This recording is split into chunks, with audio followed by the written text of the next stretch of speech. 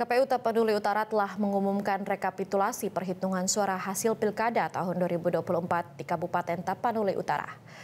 Berdasarkan hasil rekapitulasi perhitungan suara tersebut, pasangan calon Bupati, Wakil Bupati nomor urut 2, Jonius Taripar Parsauran Huta Barat, Deni Parlindungan Lumbantoruan unggul dengan meraih sebanyak 105.505 suara. Sementara itu, paslon nomor urut 1, Satika Simamora Sarlandi Huta Barat, meraih sebanyak 58.643 suara. Komunitas Garuda Muda Tapanuli Utara Garda Taput mengajak seluruh elemen masyarakat agar kembali merajut kebersamaan usai pelaksanaan pemilihan kepala daerah serentak tahun 2024. Proses pelaksanaan pilkada serentak telah usai dan Komisi Pemilihan Umum atau KPU Taput juga telah mengumumkan rekapitulasi hasil perhitungan suara.